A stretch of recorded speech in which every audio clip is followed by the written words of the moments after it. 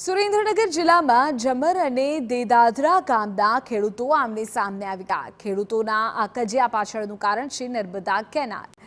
દેદાદરા અને જમર ગામ વચ્ચે પસાર થતી નર્મદા કેનાલથી ખેડૂતોને સિંચાઈ માટે પાણી આપવામાં આવે છે, પરંતુ આ કેનાલમાં અનેક સ્થળે લીકેજ છે।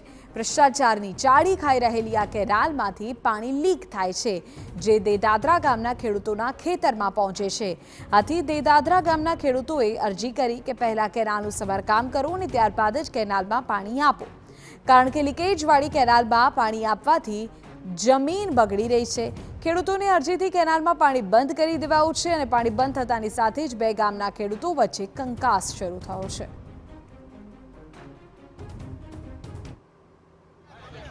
फरीथी मैं अर्जी करी थी, फरीथी बंद करायु है पानी में। ज्यां सुधी पानी लीकेज बंद ना थाय त्यां सुधी आ केनल चालू ना करवा मैं साहेब ने विनंती करी है। अने ज्यां पण एजन्सी आ काम कर्युं है 15-16 में एनी उपर पण कंईक पगलां लो कि अमारी जमीन आ पती जशे तो आ जमीननुं पछी आने कोई किंमते नहीं रहे, आमां कोई उत्पादन नहीं थाय। अने बीजी जग्याए जोवुं होय के सारथी बावरिया पण उगता नथी, ए एमने जोवुं होय तो हुं बतावुं। तो बीजी तरफ केनालનું पाणी बंद थई जता जम्मर गामना ખેડૂતોમાં ભારે રોષ ફેલાયો છે। પાણી બંધ થતા ખેડૂતોએ હોબાળો કર્યો। બંને ગામના ખેડૂતો પાણી માટે આમને સામને આવી ગયા। વઢવાણ પ્રાંત અધિકારી, નર્મદા વિભાગના અધિકારીઓની હાજરીમાં ખેડૂતો પાણી માટે બાખડ્યા। ઘટનાની જાણ થતાં કલેક્ટરે પણ ઘટનાસ્થળની મુલાકાત લીધી। હાલ ખેડૂતો વચ્ચે સમાધાન કરવા અધિકારીઓ કવાયત કરી રહ્યા છે।